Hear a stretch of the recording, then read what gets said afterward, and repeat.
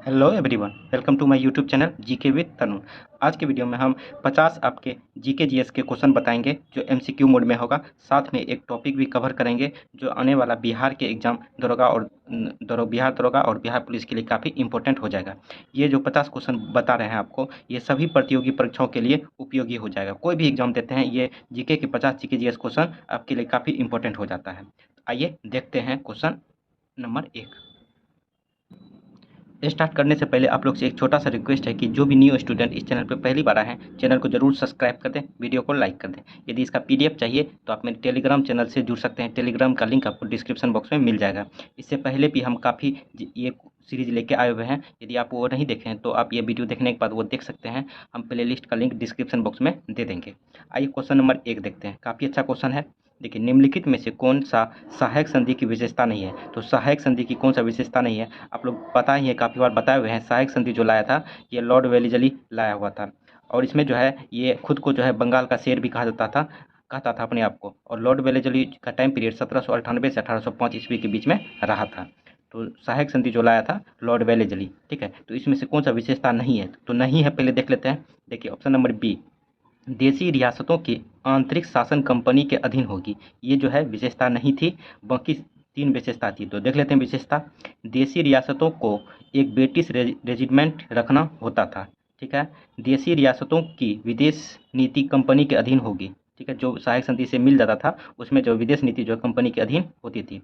Company की सेना का खर्च रियासत उठाएगी, ये भी सही है। तो 3 ए सी डी तीनों सही है, बाकी बी गलत है।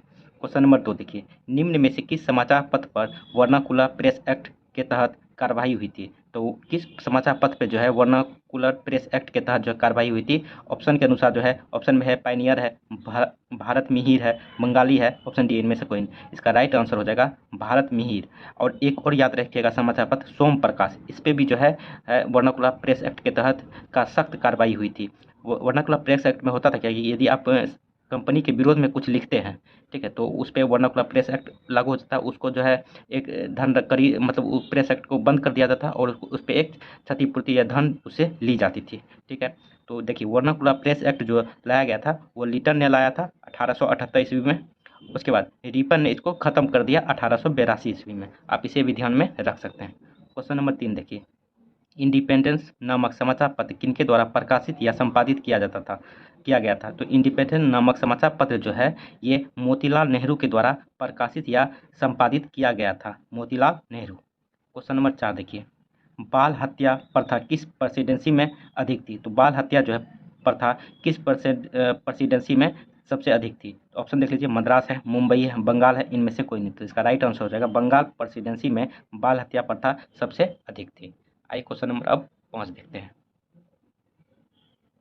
देखिए क्वेश्चन नंबर 5, रेशमी रुमाल षड्यंत्र किससे संबंधित है? तो रेशमी रुमाल षड्यंत्र जो है ये किससे संबंधित? ऑप्शन देखिए, मौलवी अहमदुल्ला, मौलवी उबैदुल्ला सिंधी, मौलाना बासिर, खुदा बख्श सिंह। तो रेशमी रुमाल षड्यंत्र जो है ये मौलवी उबैदुल्ला सिंधी से संबंधित है। ये अफगानिस्तान में पहले चलाया गया था, ठीक है। तो अफगानिस्तान मुस्लिमों के विरुद्ध में, तो इसका प्रमुख नेता जो थे मौलवी उबैदुल्ला सिंधी थे। क्वेश्चन नंबर 6 देखिए, असहयोग आंदोलन के लिए प्रस्ताव किस कांग्रेस अधिवेशन में पारित किया गया था? तो असहयोग आंदोलन जो आपका शुरुआत हुआ था 1 अगस्त 1920 ईस्वी में। उससे पहले नागपुर में अधिवेशन हुआ था 26 से 31 दिसंबर 1920 ईस्वी में। इसी में पारित किया गया था असहयोग आंदोलन के प्रस्ताव को। बात करें कि 12 फरवरी 1922 ईस्वी को असहयोग आंदोलन को वापस ले लिया गया था गांधी जी के द्वारा। क्यों लिया गया था? क्योंकि 4 फरवरी 1922 ईस्वी को चौरी चौरा कांड हुआ था। इसी कारण जो है 12 फरवरी 1922 ईस्वी को असहयोग आंदोलन को वापस ले लिया था। शुरू कब हुआ था? 1 अगस्त 1920 ईस्वी को। क्वेश्चन नंबर 7 देखिए, निम्नलिखित में कौन पारिस्थितिक तंत्र के विषय में सही नहीं है? तो कौन सा पारिस्थितिक तंत्र के विषय में सही नहीं है? पहले जो सही नहीं है वो देख लेते हैं। ऑप्शन नंबर 1 जो है सही नहीं है, यह एक बंद तंत्र होता है। ये सही नहीं, बंद तंत्र नहीं थी, खुला तंत्र होता है, ठीक है। जो सही है वो उसको देख लेते हैं। इसकी अपनी उत्पादकता होती है, सही है। यह एक प्राकृतिक संसाधन तंत्र होता है, ये भी सही है। यह एक कार्यशील इकाई होता है, ये भी सही है। तो गलत ऑप्शन नंबर 1 हो गया। आइए क्वेश्चन नंबर 8 देखते हैं। निम्नलिखित में से कौन प्रसिद्ध जैविक हॉटस्पॉट है? तो जैविक हॉटस्पॉट जो है काफ़ी बार बताए हुए हैं, पश्चिमी घाट जो है जैविक हॉटस्पॉट है। क्वेश्चन नंबर 9 देखिए, किस चक्र के संचालन में सौर विकिरण की महत्वपूर्ण भूमिका होती है? किस चक्र के संचालन में जो है सौर विकिरण की पर महत्वपूर्ण भूमिका होती है? ये जल चक्र की वजह से जो है सौर विकिरण महत्वपूर्ण भूमिका निभाती है। क्वेश्चन नंबर 10 देखिए, गौतम बुद्ध ने संघ में भिक्षुणी या स्त्री के प्रवेश की अनुमति कहाँ दी थी? तो स्त्री को प्रवेश की अनुमति जो है गौतम बुद्ध ने कहाँ पे दी थी? तो वैशाली में दी थी, याद रखिएगा, वैशाली में। पहला जो है बौद्ध भिक्षुणी जो बनी थी, महाप्रजापति गौतमी बनी थी, ठीक है। और बौद्ध धर्म को अपनाने के लिए मिनिमम एज जो है डिसाइड किया गया था 15 वर्ष। आप इसे भी ध्यान में रख सकते हैं। आइए क्वेश्चन नंबर 11 देखते हैं। यदि वीडियो अच्छा लग रहा है तो आपको चैनल को जरूर सब्सक्राइब कर दें, वीडियो को लाइक कर दें। पूरा वीडियो देखने के बाद कमेंट जरूर करें कि कैसा लगा आपको ये वीडियो। आइए क्वेश्चन नंबर 11 देखते हैं। देखिए, भारत के किस क्षेत्र में सर्वाधिक दैनिक तापांतर होती है? तो सर्वाधिक दैनिक तापांतर जो है भारत के किस क्षेत्र में होती है? तो ये मरुस्थलीय क्षेत्र में होता है। राजस्थान के क्षेत्र में जो थार मरुस्थल है वहाँ पे जो है सर्वाधिक दैनिक तापांतर होती है। क्वेश्चन नंबर 12 देखिए, काफ़ी अच्छा क्वेश्चन है। 3 जनवरी को उपसौर की घटना होती है। तो 3 जनवरी को जो है उपसौर की घटना होती है। उपसौर क्या होता है? जब सूर्य और पृथ्वी के बीच में दूरी कम रहता है तो उसको उपसौर कहते हैं। उसके बाद सूर्य और पृथ्वी के बीच में दूरी ज़्यादा रहता है उसको अपसौर कहते हैं। अपसौर की घटना 4 जुलाई को होता है। उपसौर की घटना जो है 3 जनवरी को होता है। तो इसमें पूछा जा रहा है 3 जनवरी को उपसौर की घटना होती है, तो इसमें क्या होता है? इस दिन जो है पृथ्वी सूर्य की दूरी सबसे न्यूनतम होती है, ठीक है। और सबसे अधिक रहेगा तो अपसौर रहेगा, 4 जुलाई को होता है। क्वेश्चन नंबर 13 देखिए, कौन सी भूकंप तरंगे सबसे अधिक विनाशकारी होती है? तो कौन सी भूकंप तरंगे जो है सबसे अधिक विनाशकारी होते हैं? तो एल तरंगे जो है सबसे अधिक विनाशकारी होते हैं। क्वेश्चन नंबर 14 देखिए, निम्नलिखित में से कौन सही सम्मिलित है? कौन सही सम्मिलित है? जो सही है पहले उसको देख लेते हैं। देखिए, मैगी नॉट रेखा जो फ्रांस और जर्मनी के बीच में है ये सही है, बाकी सब गलत है। तो उसको सही करके भी बता देते हैं। रेड क्लिफ लाइन जो है भारत और चीन दिया हुआ है, तो रेड क्लिफ लाइन जो है भारत और पाकिस्तान के बीच में है। डुरंड रेखा दिया है भारत और पाकिस्तान, तो गलत हो जाएगा। तो डुरंड रेखा जो है भारत और अफगानिस्तान के बीच में है। तो कहीं कहीं पे यदि भारत और अफगानिस्तान नहीं दिया है तो पाकिस्तान और अफगानिस्तान दिया है तो वो भी डुरंड रेखा पाकिस्तान और अफगानिस्तान के बीच में भी है, क्योंकि पीओके अधिकृत कश्मीर के पास है तो अभी वो पीओके जो है पाकिस्तान के पास है, तो आप इसे आंसर में ले सकते हैं। क्योंकि हिडन वर्ग रेखा जो है यहाँ पे दिया है फ्रांस और बेल्जियम, तो फ्रांस और बेल्जियम के बीच में नहीं है। तो हिडन वर्ग रेखा जो है जर्मनी और पोलैंड के बीच में है, ठीक है। आप इसे ध्यान में रख सकते हैं। आइए क्वेश्चन नंबर 15 देखते हैं। देखिए क्वेश्चन नंबर 15, निम्नलिखित में से कौन सी पर्वत श्रृंखला सबसे लंबी है? तो सबसे लंबी पर्वत श्रृंखला जो है ऑप्शन देख लीजिए, हिमालय है, रॉकी है, अल्पास है, एंडीज है। तो एंडीज पर्वत श्रृंखला सबसे लंबी है। यह जो है दक्षिण अमेरिका के पश्चिमी तट पे पाया जाता है, मतलब है। क्वेश्चन नंबर 16 देखिए, किस अधिनियम द्वारा केंद्रीय बजट को राज्यों के बजट से अलग कर दिया गया? तो केंद्रीय बजट को जो है राज्य के बजट से अलग कर दिया गया। काफ़ी बार बताए हुए क्वेश्चन।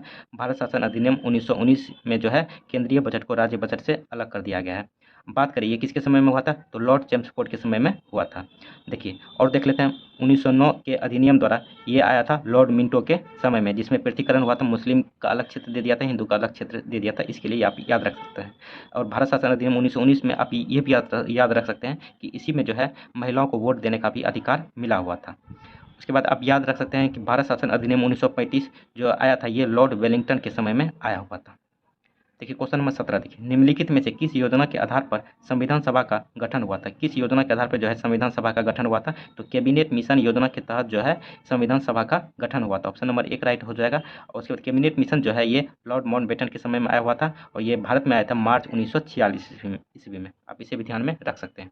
क्वेश्चन नंबर 18 देखिए, अंतरिम सरकार के गठन की घोषणा कब की गई थी? तो अंतरिम सरकार की गठन की घोषणा जो है कब की गई थी? तो 24 अगस्त 1946 ईस्वी को की गई थी। आइए क्वेश्चन नंबर अब 19 देखते हैं। देखिए, निम्नलिखित में से कौन सा कथन सही है? तो 2 कथन दिया हुआ था, दोनों कथन में से कौन सा सही है? तो इन दोनों कथन जो है सही है, ऑप्शन नंबर सी। तो देख लेते हैं, जब राज्य में राष्ट्रपति शासन लागू हो तो संसद को संबंधित राज्य के लिए राज्य सूची पर कानून बनाने का शक्ति प्राप्त हो जाती है। सही है। राष्ट्रपति शासन के उपरांत भी संसद द्वारा बनाया गया कानून प्रभावी रहता है, ये भी सही है। तो दोनों कथन सही है, ऑप्शन नंबर सी इसका राइट आंसर हो जाएगा। आइए क्वेश्चन नंबर अब 20 देखते हैं।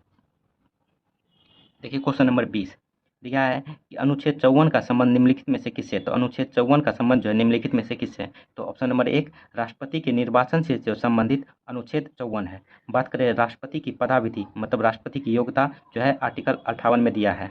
उसके बाद उपराष्ट्रपति का निर्वाचन से रीति जो है आर्टिकल 66 में दिया है।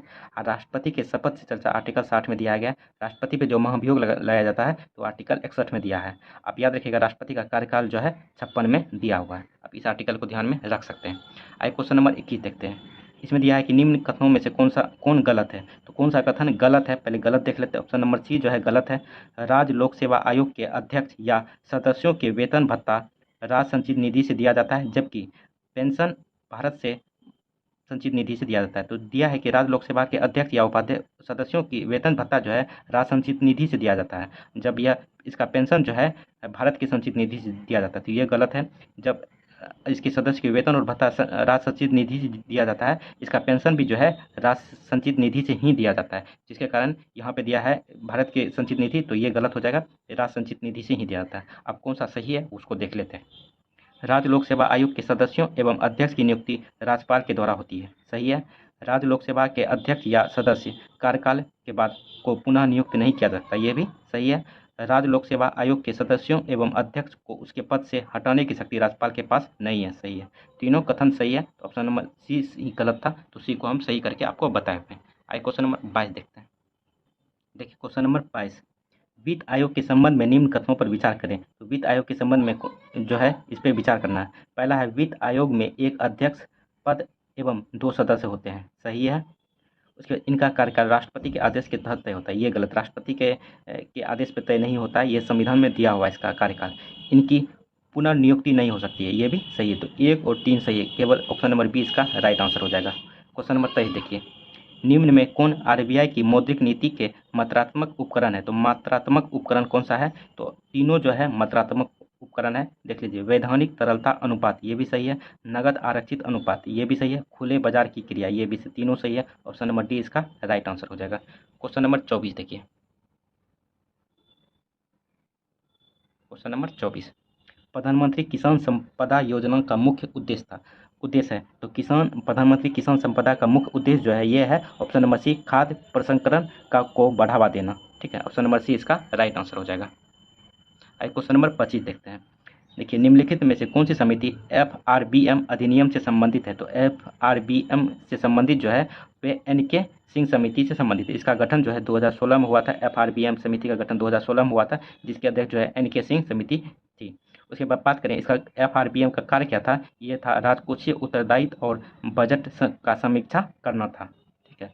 क्वेश्चन नंबर 26 देखिए, काफ़ी अच्छा क्वेश्चन है। क्वेश्चन नंबर 26 देखिए, निम्नलिखित में से कौन सा संस्थान न्यूनतम समर्थन मूल्य यानी MSP के बारे में भारत सरकार को सिफारिश करता है। तो MSP के बारे में भारत सरकार को सिफारिश करता है कौन सी संस्थान, तो ये कृषि लागत एवं मूल्य आयोग जो है ये भारत सरकार को सिफारिश करता है MSP के बारे में, न्यूनतम समर्थन मूल्य के बारे में। क्वेश्चन नंबर 27 देखिए, सीताध्यक्ष का संबंध था। तो सीताध्यक्ष का संबंध किससे था, तो ये भूमि कर विभाग से था। और सीता भूमि जो है याद रखिएगा, सीता भूमि ये मौर्य काल में सीता भूमि ये मौर्य काल में जो है सरकारी भूमि को कहा जाता था, सरकारी भूमि को। और इसमें कंफ्यूज मत करिएगा। आइए क्वेश्चन नंबर अब 28 देखते हैं। यदि वीडियो आप लोग को अच्छा लग रहा है तो चैनल को जरूर सब्सक्राइब कर दें। क्वेश्चन नंबर 28 काफ़ी अच्छा क्वेश्चन है। देखिए क्वेश्चन नंबर 28, कश्मीर के क्षेत्रीय इतिहास का संजीव वर्णन मिलता है। तो कश्मीर के इतिहास के बारे में जो है संजीव वर्णन जो है मिलता है किस पुस्तक में, तो ये राजतरंगी में मिलता है। राजतरंगी, बात करें राजतरंगी जो लिखे थे कल्हण के द्वारा लिखा गया था। क्वेश्चन नंबर 29 देखिए, काफ़ी अच्छा क्वेश्चन है। क्वेश्चन नंबर 29 देखिए, सिजदा एवं पेबोस प्रथाओं की शुरुआत निम्न में से किसने की थी। तो सिजदा एवं पेबोस की प्रथाओं की शुरुआत जो है बलबन ने किया था। ये गुलाम वंश का राजा था। ठीक है। तो अब एक और याद रखिएगा कि लौह एवं रक्त की नीति भी बलबन ने ही किया था। क्वेश्चन नंबर 30 देखिए, उतबी कौन था। तो उतबी जो है एक इतिहासकार था। ठीक है। ये महमूद गजनवी के जीवन कार्य के बारे में वर्णन किया है। महमूद गजनवी के साथ आया था, इसी के जीवन कार्य के बारे में वर्णन किया है उतबी ने। इसने एक दो किताब लिखी थी, किताब उल यामिनी और तारीख ए यामिनी। ये 2 किताब उतबी के द्वारा लिखा गया है। क्वेश्चन नंबर 31 देखिए, शेरशाह के बारे में कौन सा कथन असत्य है। तो जो असत्य है पहले असत्य देख लेते हैं। दिया है ऑप्शन नंबर सी दिया है, ये असत्य है। शेरशाह का मकबरा दिल्ली में, ये गलत है। शेरशाह का मकबरा जो है सासाराम में है, सासाराम बिहार में पड़ता है। देखिए जो सही है उसके बारे में भी देख लेते हैं। शेरशाह ने विलग्राम युद्ध विजय के बाद द्वितीय अफगान राज्य की स्थापना दिल्ली में की थी। सही है। शेरशाह ने उपज का 1/3 भाग के कर के रूप में निर्धारित किया, ये भी सही है। शेरशाह के द्वारा भूमि की पैमाइश हेतु सन की डंडी या सेकेंडरी गज का प्रयोग किया गया था, ये भी सही है। तो ए, बी और डी सही है, सी गलत था। इसमें दिया हुआ था शेरशाह का मकबरा दिल्ली में नहीं है, सासाराम में, सासाराम बिहार में पड़ता है। आइए क्वेश्चन नंबर 32 देखते हैं। देखिए क्वेश्चन नंबर 32 काफ़ी अच्छा क्वेश्चन है। देखिए, किस प्रसिद्ध शासक के द्वारा उन्मुक्त मलयाद लिखी गई? तो उन्मुक्त मलयाद जो है किस प्रसिद्ध शासक के द्वारा लिखा गया था? तो ये कृष्णदेव राय के द्वारा लिखा गया था। क्वेश्चन नंबर 33 देखिए, दिल्ली सल्तनत के सभी सुल्तानों में सर्वाधिक समय तक शासन निम्नलिखित में से किसने किया था? तो दिल्ली सल्तनत पे जो है सबसे अधिक दिनों तक राज किसने किया था? तो ये बहलोल लोदी ने किया था। यदि वंश का बात करता वंश का, तो तुगलक वंश ने सबसे ज़्यादा दिनों तक राज किया था, 97 वर्ष तक राज किया था, याद रखिएगा 97। क्वेश्चन नंबर 34 देखिए, निम्नलिखित में से कौन सा पदार्थ केंद्रक में सर्वाधिक मात्रा में पाया जाता है? तो केंद्रक में जो है सर्वाधिक मात्रा में पाया जाता है, तो प्रोटीन जो है सर्वाधिक मात्रा में जो है केंद्रक में पाया जाता है। 85% जो प्रोटीन केंद्रक में पाया जाता है, 10% आरएनए पाया जाता है, 5% जो है डीएनए पाया जाता है। क्वेश्चन नंबर 35 देखिए, प्रकाश संश्लेषण की प्रकाशिक अभिक्रिया क्लोरोप्लास्ट में कहाँ संपन्न होती है? तो प्रकाश संश्लेषण की प्रकाशिक अभिक्रिया जो है क्लोरोप्लास्ट में कहाँ पाई जाती है, कहाँ संपन्न होती है? तो ग्रेना भाग में संपन्न होती है। आइए क्वेश्चन नंबर 36 देखते हैं।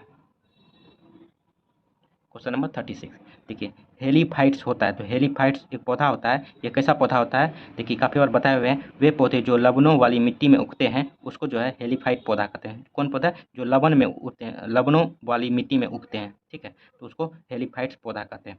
क्वेश्चन नंबर 37 देखिए, निम्न में से कौन सा टेस्ट एड्स के लिए किया जाता है? तो एड्स की जांच के लिए कौन सा टेस्ट किया जाता है? देखिए ये चारों टेस्ट जो है एड्स के लिए किया जाता है। आपसे आप एक तो एलिसा टेस्ट याद रखे होंगे, ठीक है, तो एलिसा टेस्ट भी एड्स के लिए होता है। उसके पीसीआर टेस्ट भी, रीपा भी और CD4 भी, ये चारों टेस्ट जो है एड्स के लिए किया जाता है। तो ऑप्शन नंबर इसका डी राइट आंसर हो जाएगा।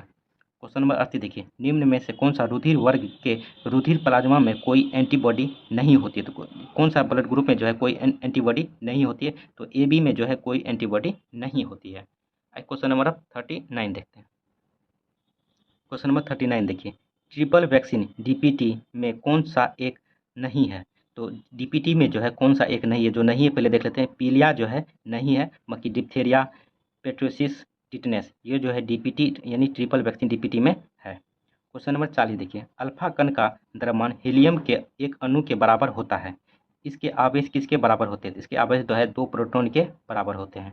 क्वेश्चन नंबर 41 देखिए, न्यूटन ने किस गतिकी नियम से बल का व्यंजक प्राप्त किया था? तो बल को किस व्यंजक मतलब परिभाषित किया था न्यूटन की किस गति नियम से? तो द्वितीय गति नियम से जो है बल को परिभाषित किया गया है। तो F बराबर ma, ठीक है, तो आप पढ़े होंगे, तो F बराबर ma, तो इसमें बल को परिभाषित किया गया है। क्वेश्चन नंबर 42 देखिए, लेकिन सिलिकॉन, जर्मेनियम, कार्बन आदि पदार्थों की प्रतिरोधकता ताप बढ़ाने पर क्या होता है? तो सिलिकॉन, जर्मेनियम, कार्बन आदि पदार्थों की प्रतिरोधकता ताप बढ़ाने से जो है इसकी बढ़ाने से क्या होता है? ये घटती है, ठीक है, पदार्थों की संख्या जो है घटती है। देखिए क्वेश्चन नंबर 43 देखिए, निम्न में से किस तत्व का सर्वाधिक समस्थानिक होता है? समस्थानिक किसको कहते हैं? जिसमें समान परमाणु संख्या और परमाणु भार जो है अलग अलग हो, उसको समस्थानिक कहा जाता है। तो किस तत्व का सर्वाधिक समस्थानिक होता है? तो पोलोनियम का जो है सर्वाधिक समस्थानिक होता है। क्वेश्चन नंबर 44 देखिए, हाइड्रोजन को जलाने से क्या बनेगा? तो हाइड्रोजन को जो जलाते हैं तो इसे जलाने से पानी बनता है। क्वेश्चन नंबर 45 देखते हैं। देखिए ग्रेफिन होता है, तो ग्रेफिन जो है कार्बन का नैनो प्रतिरूप होता है। कार्बन का नैनो प्रतिरूप जो है ग्रेफिन होता है। यदि कभी कभी पूछ लिया जाता है कार्बन का समरूप भी ग्रेफिन होता है, यहाँ पे अंदर से थोड़ा सा पूछा गया है, तो कार्बन का नैनो प्रतिरूप जो है ग्रेफिन होता है। क्वेश्चन नंबर 46 देखिए, विश्व रक्तदान दिवस कब मनाया जाता है? तो विश्व रक्तदान दिवस प्रतिवर्ष 14 जून को जो है विश्व रक्तदान दिवस मनाया जाता है। बात करें 8 मई को विश्व रेड क्रॉस दिवस मनाया जाता है। 12 जून को जो है विश्व बाल श्रम निषेध दिवस मनाया जाता है, ठीक है, आप इसे ध्यान में रख सकते हैं। क्वेश्चन नंबर 47 देखिए, निम्नलिखित में सम्मिलित करें, तो इधर है संस्थान, इधर है किस शहर में है, उस पर सम्मिलित करना है। देखिए प्लाज्मा अनुसंधान संस्थान, ये आपका गांधीनगर में है, सही है, एक का एक। उसके बाद राष्ट्रीय समुद्र विज्ञान संस्थान, ये आपका पणजी में है, तो 2 का 4। उसके बाद केंद्रीय खाद्य प्रौद्योगिकी अनुसंधान संस्थान, ये आपका मैसूर में है। उसके बाद भारतीय मौसम विज्ञान संस्थान, ये आपका दिल्ली में है। तो 1 4 2 3, देखिए ऑप्शन नंबर डी इसका राइट आंसर, 1 4 2 3। देखिए क्वेश्चन नंबर 48 देखिए, पंच रात्र का संबंध किस धर्म से है? तो पंचरात्र का संबंध जो है ये वैष्णव धर्म से संबंधित है। पंचतंत्र की रचना जो है विष्णु शर्मा ने की है। क्वेश्चन नंबर अब 49 देखते हैं। देखिए क्वेश्चन नंबर 49, एकमात्र भारतीय जिसे रसायन के क्षेत्र में नोबेल पुरस्कार प्रदान किया गया था। तो एकमात्र भारतीय थे जिसे रसायन के क्षेत्र में नोबेल पुरस्कार मिला था, वो कौन थे? तो वे वेंकट रमन रामकृष्ण थे। वेंकट रमन रामकृष्ण, इसे 2009 ईस्वी में नोबेल पुरस्कार मिला हुआ था। इसने सेल के अंदर प्रोटीन निर्माण करने वाले राइबोसोम के बारे में व्याख्या की थी। क्वेश्चन नंबर 50 देखिए, भारतीय नौसेना की पहली महिला पायलट लेफ्टिनेंट शिवांगी स्वरूप बनी, वे किस राज्य की रहने वाली थी? तो भारत की नौसेना में जो है पहली महिला पायलट लेफ्टिनेंट शिवांगी स्वरूप बनी थी। ये जो है बिहार से संबंधित है, बिहार राज्य से। बात करें, प्रतिवर्ष 4 दिसंबर को जो है नौसेना दिवस मनाया जाता है। 8 अक्टूबर को जो है वायुसेना दिवस मनाया जाता है। 15 जनवरी को जो है सेना दिवस मनाया जाता है। तो 50 क्वेश्चन देख लिए। आइए एक टॉपिक पे भी कवर कर लेते हैं। देखिए, ऋग्वेद, 4 वेदों की चर्चा किया गया है। पहला देखते हैं ऋग्वेद। ये देखिए, यह सबसे प्राचीन वेद है। इस वेद के ऋचाओं को पढ़ने वाले को होत्री कहा जाता है। तो ऋग्वेद पढ़ने वाली ऋचाओं को जो है होत्री कहा जाता था। इस वेद के तीसरे मंडल में गायत्री मंत्र का उल्लेख है। सही है, मतलब उल्लेख है। इस वेद के 9वें मंडल में सोम देवता का उल्लेख है।